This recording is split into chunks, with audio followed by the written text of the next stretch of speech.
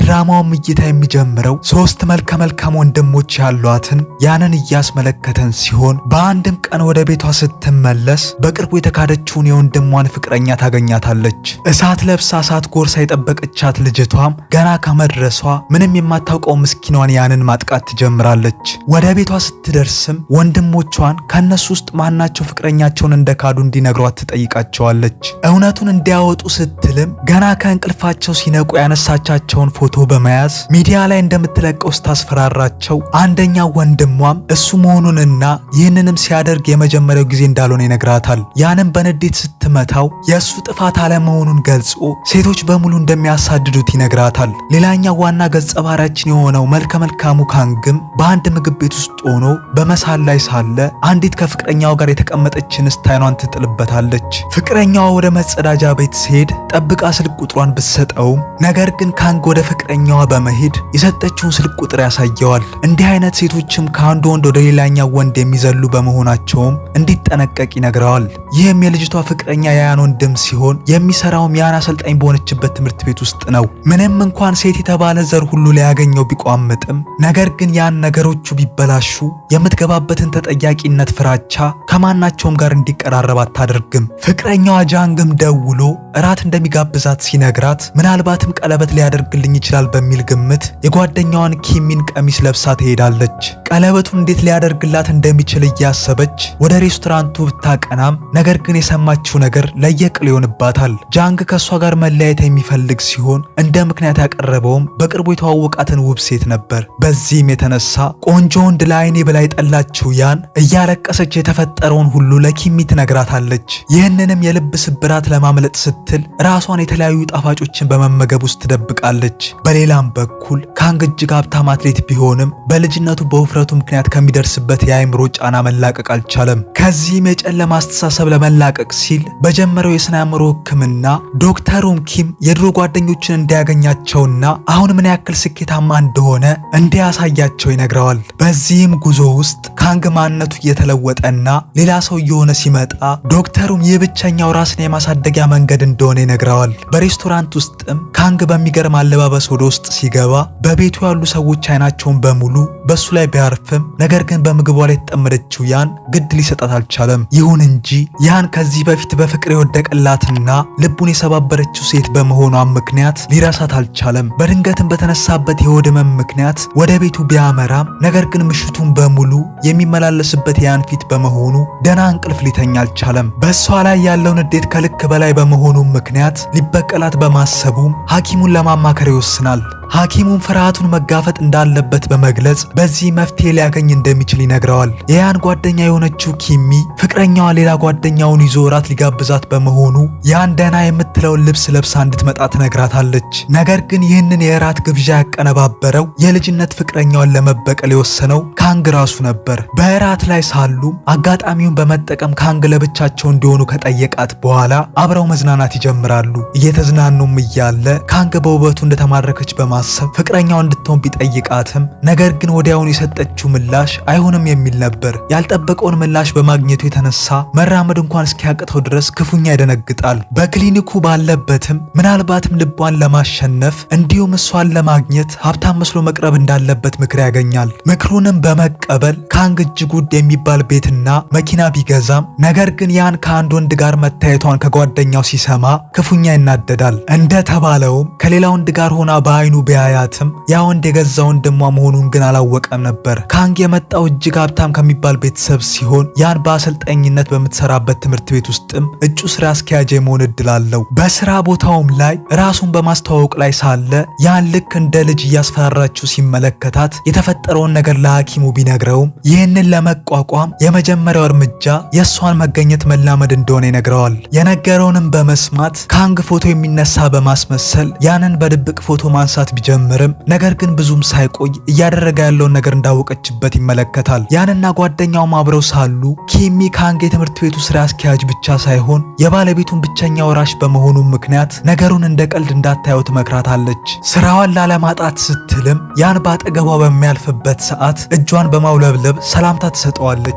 ካንግም ይህንን ሲመለከት እንዲህ ልታደርግ የቻለችው ምናልባትም ውድ መኪና በመያዙ እንደሆነ በመገመት እቅዱ እንደተሳካ ያስባል። በስራ ስብሰባ በስብሰባ ወቅትም ለመብላት ሲሰበሰቡ ከስጋ ይልቅ ጠረጴዛውን የሞላው አትክልት ብቻ በመሆኑ ምክንያት ግራ ይጋባሉ። ይህንንም አጋጣሚ በመጠቀም ካንግ ወፍራምና አስቀያሚ ተማሪ ቢኖራት ምን ልታደርግ እንደምትችል ይጠይቃታል። የድሮ ጸባዩን ለማስታወስ ሲል እንዲህ ቢናገራትም ነገር ግን ድንገት በመካከላቸው የጋለ ጸብ ይነሳል። ይህም ጸብ እንዲቆም በማሰብ ኪሚ ለካንግ መጠጥ የምትቀዳ በማስመሰል አውቃ ነጭ ሸሚዙ ላይ ታፈስበታለች። በኋላም ጓደኛውን ከስራ እንዳትባረር ስትል ወዲያውን ይቅርታ እንድትጠይቀው ትመክራታለች። እሷም ምክሯን በመስማት ይቅርታ ልትጠይቀው ብትሞክርም ነገር ግን አስተሳሰቧ እንዳልተቀየረ በመናገር ይቅርታዋን ሊቀበል ፍቃደኛ አልሆነም። ዶክተሩም ጋር ሄዶ ካንግ ወደ እሷ በቀረበ ቁጥር የልብ ምቱ እንደሚጨምር ሲናገር ዶክተሩ ኪምም ጉዳዩ የፍቅር እንደሆነ ቢነግረውም ሊያምነው አልቻለም። ትምህርት ቤትም ሳይመጣ ሲቀር ያንም የቡድናቸውን በጀት ለማጽደቅ የእሱ ፊርማ እንደምትፈልግ በመናገር ሰበብ ትደውልለታለች። ይሁን እንጂ ወዲያውኑ ይህንን ሰበብ የተጠቀመችው ለእሱ ስሜት እንዳላትና ልታናግረው ፈልጋ እንደሆነ በማሰብ ቀኑን ቤት ውስጥ እንደሚያሳልፍና መታ እንድትጎበኘው ይነግራታል። በሚገርም ሁኔታም በሀሳቡ ከተስማማች በኋላ በሩ ላይ ከደረሰች በኋላ ግን ልግባ በሚል ታመነታለች። ወደ ቤቱ ከገባች በኋላ ካንግ ልክ እንደ ሲሪየስ አለቃ እግሩን አጣምሮ በጀቱን መገምገም ቢጀምርም ነገር ግን ልክ ወደ መጸዳጃ ክፍሉ እንዳመራች የሆነ ነገር ከጫንቃው ላይ የወረደለት ያክል እፎይታ ይሰማዋል። ያንም የተወሰነ ደቂቃዎች ያክል መጸዳጃ ቤቱን ለማግኘት ግራ ከተጋባች በኋላ በድንገት ከየት መጣ ሳይባል ከካንግ ጋር ትጋጫለች።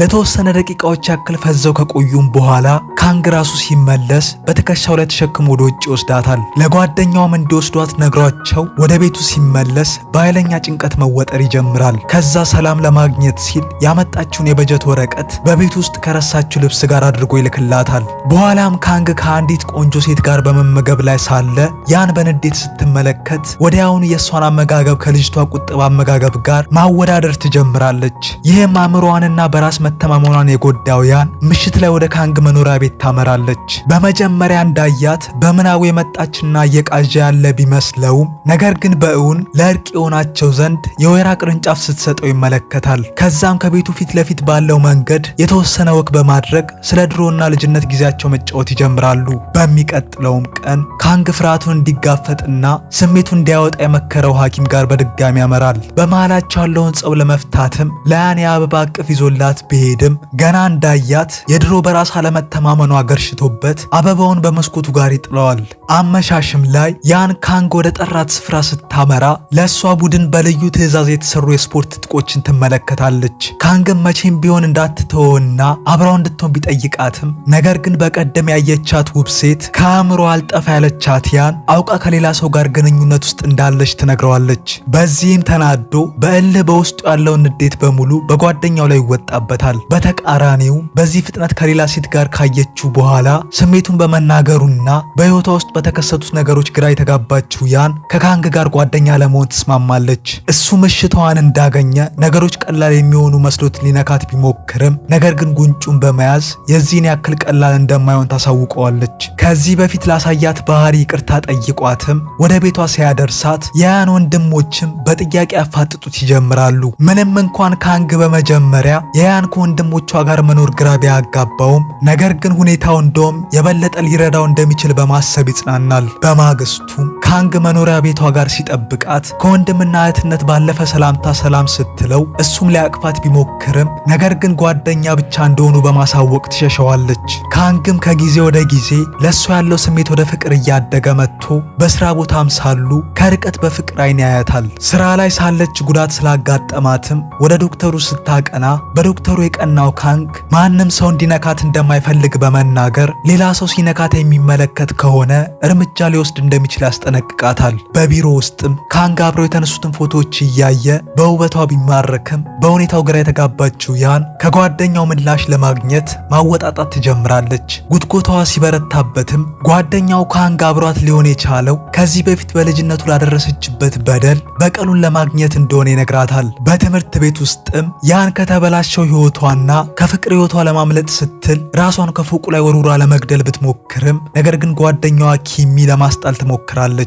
ካንግም ወደ ቢሮ ካስጠራት በኋላ ከዚህ በኋላ ሹፌሩ በመሆኗ የመኪናውን ዘይት እንድትቀይርና ይህንን የማታደርግ ከሆነ ሊያባራት እንደሚችል ይነግራታል። ስራዋንም ላለማጣት ስትል በሐሳቡ ከተስማማች በኋላ ለግል ሐኪሟ የተፈጠረውን ሁሉ ትነግረዋለች። እሱ እሱም ይህንን ደረቅ አለቃዋ እንድትጋፈጠውና የማይሻሻል ከሆነ እሱ ራሱ እንደ ወንድ እንደሚገጥመው ይነግራታል። በሚቀጥለውም ቀን ያን ከኪም ጋር ሆና ካንግ ሁሉንም ሰራተኞች ራት እንደጋበዛቸው ከነገረቻት በኋላ ቢያንስ ለምግቡ ስትል እንኳን እንድትመጣ ትለምናታለች። በዚያን ምሽትም ወደ ሬስቶራንቱ ሲሄዱ ከዚህ በኋላ መኪናውን የምትይዘው እሷ በመሆኗ ምክንያት አብዝታ እንዳትጠጣ ያስጠነቅቃታል። በሬስቶራንቱም ውስጥ ከሐኪሙ ጓደኛው ጋር የተቀመጠችው ያን ምንም እንኳን መጀመሪያውኑ ቢያስጠነቅቃትም ችላ በማለት እስክትሰክር ድረስ ትጠጣለች። በሚወጡበትም ሰዓት ያን ከካንግ ጋር በመጣላት ላይ ሳለች ዶክተሩ እሱ እንደሚያደርሳት ቢነግረውም ነገር ግን ካንግ ጣልቃ በመግባት እርሱ ላይ ያደርሳት እንደሚችል ይነግረዋል። በዚህም ጭቅጭቅ መቆየት ያልፈለገችው ያን የካንግን የመኪናው ቁልፍ እንደያዘች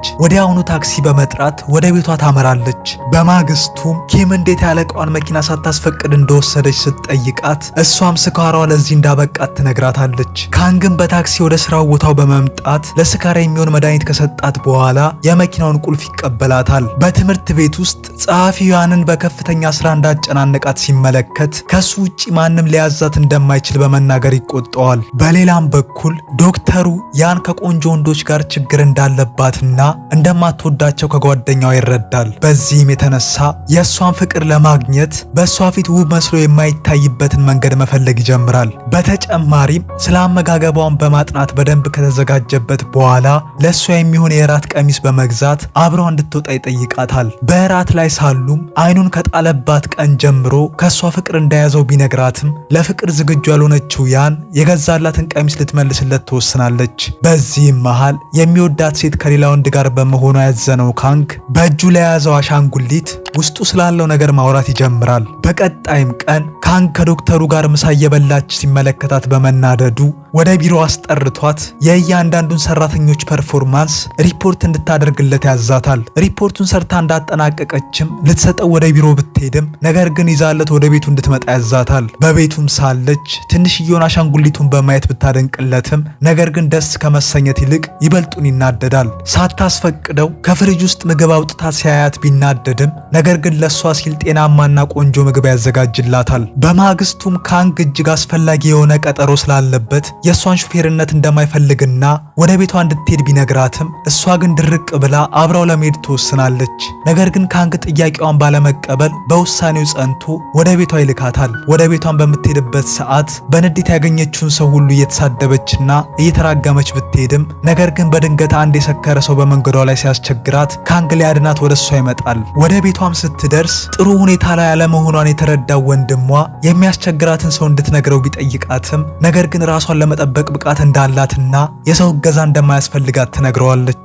በህልሟም ከልጅነቷ ጀምሮ በውስጧ ንዴትን የጫረባት ምክንያት ትመለከታለች። ለዚህ ሁሉ ያበቃት በልጅነት እድሜዋ ወላጆቿን በማጣቷ ምክንያት ሲሆን ይህንን አይነት ባህሪና ማንነት እንድትላበስ የቻለችውም በዚሁ ምክንያት ነበር። በሚቀጥለውም ቀን ያን እየሮጠች ቢሆንም በድንገት ቆማ ጎንብሳ ማልቀስ ስትጀምር የተመለከታት ካንግ ኩራቱን ሙሉ በሙሉ በመጣል ይህንን አጋጣሚ ስሜቱን ለመግለጽ ሊጠቀምበት ይወስናል። ነገር ግን ድንገት ባወጣቸው ቃላቶች የተደናገጠችው ያን በጥፊ ትመታዋለች። በዚህም ግራ ተጋብቶ ሐኪሙን በሚያማክርበት ወቅት ወደ ኋላ እንዳይልና ተስፋ እንዳይቆርጥ ይመክረዋል። በትምህርት ቤት ሳሉ ያን የህመም ስሜት በሚሰማት ወቅት ሐኪሙ ትኩሳቷን ለመለካት ቢሞክርም ነገር ግን ካንግ እጁን ከላዩ ላይ በማንሳት ይከለክለዋል። ምንም እንኳን ወደ እሷ ለመቅረብ ቢሞክርም ለሱ ምንም አይነት ስሜት ማዳበር ያልፈለገችው ያን እሱን በአካል ላለማግኘት ስትል ሪፖርቱን ኢሜይል ታደርግለታለች። ነገር ግን ወደ ክፍሏ ስትሄድ ካንግን በዚያ በመገኘት ለምን እየሸሸችው እንደሆነ እስካላወቀ ድረስ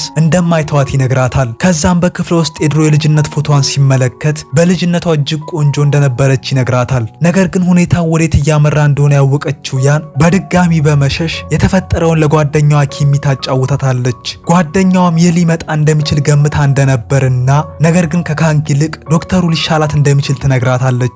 በያን ምክንያት ልቡ የተሰበረው ካንግ በከፍተኛ ሁኔታ ማዘን ቢጀምርም ነገር ግን ያን ምሽት ላይ ወደ ቤቱ ሄዳ ልታናገረው ትወስናለች።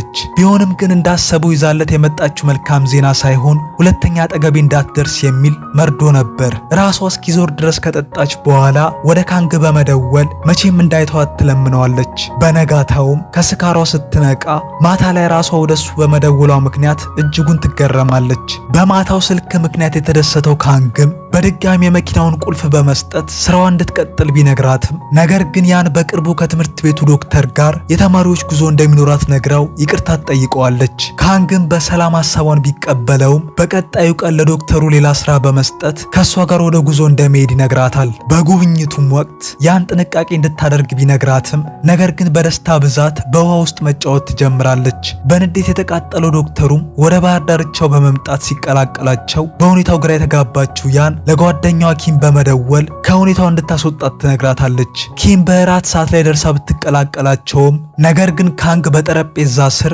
እግሯን እየነካካት በመሆኑ የተናደደችው ያን ጥላቸው ትወጣለች። በጋርደንም ውስጥ ሳሉ ካንግ እንደምትወደው እንደሚያውቅ ሲነግራት ያን በድንጋጤ የምትገባበት ታጣለች። በክፍሏ ውስጥም ስለተፈጠረው ነገር ከጓደኛዋ ጋር በማውራት ላይ ሳሉ በድንገት ካንግ ታች ወርዳ እንድታናግረው መልእክት ይልክላታል። በዚህ ምንም አይነት ስሜቷን ላለማሳየት ስትል ማስክ አድርጋ ልታገኘው ትሄዳለች። ዶክተሩም ከካንግ ይልቅ እሱን ለትምህርት ቤቱ ዳይሬክተርነት እንዲመርጡት ለካንግ ቤተሰቦች ጥያቄ ሲያቀርብ እነሱም ለቦታው ከሱ የተሻለ ሙያ ያለው ሰው እንደማያገኙ በማመን በጥያቄው ይስማማሉ።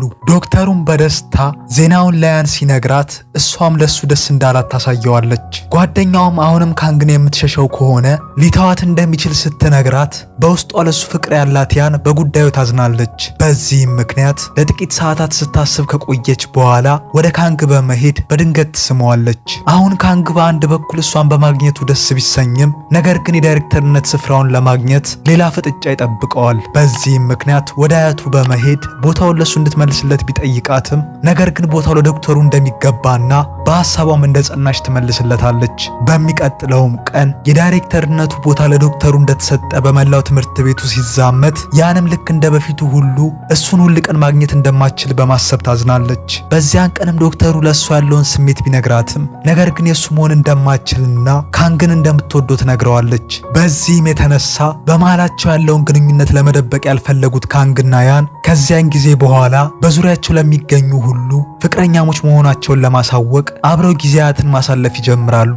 በሲኒማ ሳሉም የተመለከቱትን ፊልም በማሰብ ማዘን ቢጀምርም ነገር ግን ያን ልክ እንደ ሁል ጊዜ ሁሉ በመብላት ላይ በመሆኗ ምን ያክል ቀዝቃዛ ሰው እንደሆነች ማሰብ ይጀምራል። ያንም በዚህ ቀዝቃዛነቷ ምክንያት ይጎዳል የሚል ሐሳብ ቢገባትም ካንግ ግን ይህ የፍቅሯን የምትገልጽበት መንገድ በመሆኑ መቼም ሊተዋት እንደማይችል ይነግራታል። በዚህም ምክንያት ያን በትዝታ ወደ ኋላ ተመልሳ የዛን ዕለት ካንግን ወፍራምና አስቀያሚ ብላ በመሳደቧ ምክንያት ወላጆቿን ይቅርታ ትጠይቀው ዘንድ እሱ ጋር እንዲወስዷት በጠየቀቻቸው ዕለት በመኪና አደጋ እንደሞቱ ታስታውሳለች። በሌላም በኩል የትምህርት ቤቱ ዶክተር ምንም እንኳን ያን እንደማትፈልገው ብትነግረውም በተለያዩ ስጦታዎችና ቸኮሌቶች እሷን ለማባበል ይሞክራል። ያንም በዚያን ምሽት ወደ ካንግ ቤት በመሄድ ራሱንና ቤተሰቦቹን ከእሷ ወላጅ አልባ ማንነት ጋር እንዲያወዳድርና ከዚህ የበለጠ ከመቀራረባቸውን በፊት መለያየት እንዳለባቸው ትነግረዋለች። ቀጥላም ለመሄድ ብትነሳም ካንግ ፍቅራቸው ከተናገረቻቸው ነገሮች በሙሉ እንደሚበልጥና እሱን ብቻ እንድትመለከት ይነግራታል። ተቃቅፈው ሳለም እናቱ ወደ ክፍሉ ስትገባ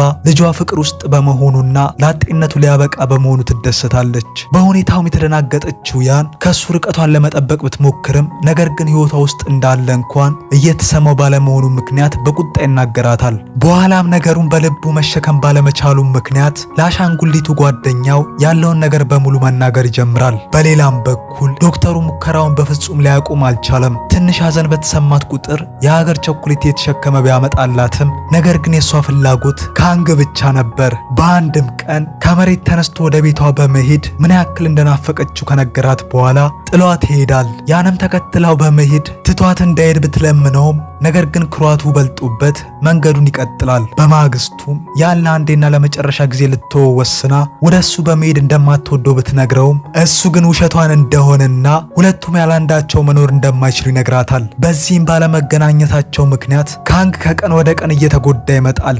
በአንድም ቀን ያን በከፍተኛ ሐዘን ውስጥ ሆና ሳለ ዶክተሩ አግኝቶ ሲያጽናናት ካንግ ጣልቃ በመግባት በሷ ምክንያት ጸብ ውስጥ ይገባሉ። ወደ ቤቷ ስትገባም በሁኔታው ተከፍታ ስታለቅስ ታላቅ ወንድሟ ምን ሆኖ እንደሆነ ይጠይቃታል። ያን በህይወት ዘመኗ ሁሉ ለነገሮች ቀዝቀዝ ስትል እንጂ በእንደዚህ አይነት ሁኔታ ውስጥ ሆና አይተዋት አያውቁም። በዚያን ምሽትም ካንግ የመኪና አደጋ እንዳጋጠመው ላያን ተደውሎ ሲነገራት ከዚህ በፊት ስለ ሞትና አደጋ የነበራት መጥፎ ትዝታን ይቀሰቅስባታል። ይሁን እንጂ በቦታው ስትደርስ ካንግ ደህና እንደሆነና ምንም አይነት ጉዳት እንዳልደረሰበት ይነግራታል። በዚህም ሰዓት ላይ ያን እንደምታፈቅረውና ያለሱ መኖር እንደማትችል ትነግረዋለች። ነገር ግን በሚያስደነግጥ ሁኔታ አብሯት መሆን እንደማይፈልግ በመግለጽ የወላጆቿ ሞት ምክንያት እንደሆነች ይነግራታል። ምንም እንኳን በተናገራት ቃላት ብታዝንም አንድም ምሽት ከቤቷ ወጥታ ወደሱ በመሄድ ከሱ ጋር ጊዜ ማሳለፍ እንደምትፈልግ ትነግረዋለች። በመምጣቷ ግራ የተጋባው ካንግም ምን ማድረግ እንዳለበት እንዳላወቀ ሲነግራት እሷ የምታደርገውን ብቻ እንዲከተላት ትነግረዋለች።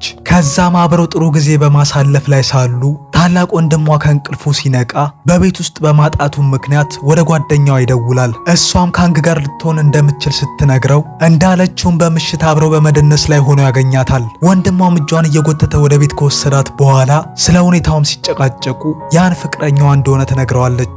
ወንድሟ ምን ያክል እየጮችበትና በቁጣ የተናገረችው እንደሆነ ሲመለከት በንዴት ወደ ክፍሏ እንድትሄድ ይነግራታል። በማግስቱም ያን እስካሁን ድረስ ተስፋ ያልቆረጠውንና ቸኮሌት የሚያመጣላትን ዶክተር በማግኘት ካሁን በኋላ የሚያደርገውን ነገር እንዲያቆም ትጠይቀዋለች። ዶክተሩን በሰማው ነገር ልቡ ቢያዝንም ይቅርታ ጠይቋት ከዚህ በኋላ ሙከራውን እንደሚያቆምና ሕይወቷ ውስጥ ጣልቃ እንደማይገባ ይነግራታል። እሷም ጥሩ ሰው እንደሆነ በመግለጽ መልካም ነገር እንዲያጋጥመው ትመኝለታለች። በመጨረሻም ያንና ካንግ በፍቅር ከተጣመሩም በኋላ ካንግም ያንን የራሱ ለማድረግ ወንድሟን ይጠይቃል። ከዛም እድሜ ልኳን ትመኘው የነበረውን ነጭ ቀሚስ አድርጋ ከተጋቡም በኋላ በሰላምና በደስታ መኖር ሲጀምሩ እያስመለከተን ድራማው ይጠናቀቃል።